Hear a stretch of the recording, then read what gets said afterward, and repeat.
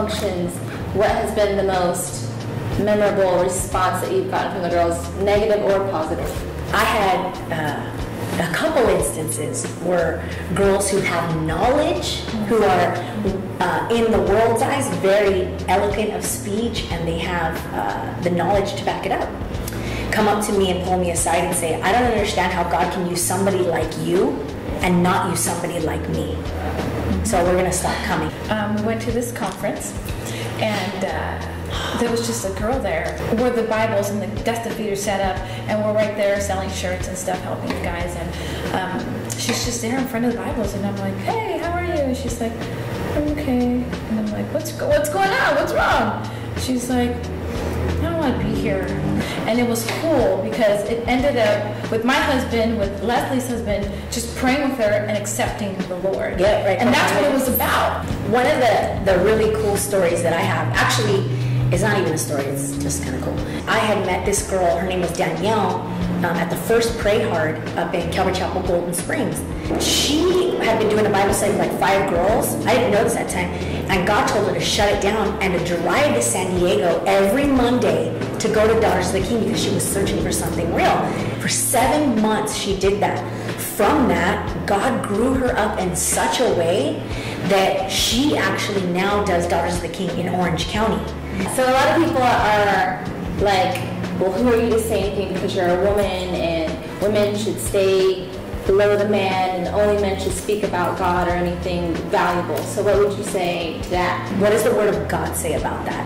And don't take it out of content. Know your historical background on what they're talking about. So if you're going to talk about 1 Corinthians 15 and say that only women should have long hair and not wear makeup and well, you don't know the content of where that was coming from. The Corinth church was right next to Athens, Greece, where prostitution reigned, and where women with short hair were the prostitutes. So he's saying, if you don't want to get raped by these men, then keep your hair long. As far as women pastors and women speaking, that's a two-part question for me. Women speaking, I'm all about it. I'm all about going out and speaking truth into these young girls. As far as women pastors, I don't necessarily agree with it. Our God is not a God of confusion, and neither will heaven or his kingdom be a place of confusion. There will be order. And I believe, just like a marriage, that the man is to lead the wife into the throne room. I think that women have emasculated themselves so much because our men are weak-kneed. And that is where it comes down to. If that offends people, I'm sorry. Our men have left these women to fend for themselves. And so we've had to emasculate ourselves into the role of a man. It's a real iffy thing, and it's kind of a touchy subject, but what does the Word of God say about it? As Lowly and Liz, how do you two fill in the blank? Well, for me, it's very simple, and sometimes it's very hard to do, but being on my knees and praying daily and trying to be that encouragement as a mom. I am a mom of 3 kids. Crazy. And yeah, very crazy. And just being that wife that God would want me to be. It's glorifying him and what I could do with my life to glorify him, and give him everything of me. And I'm just so blessed. It's been a crazy road. It's been a crazy experience, but ain't that the truth? I'm just moving forward daily.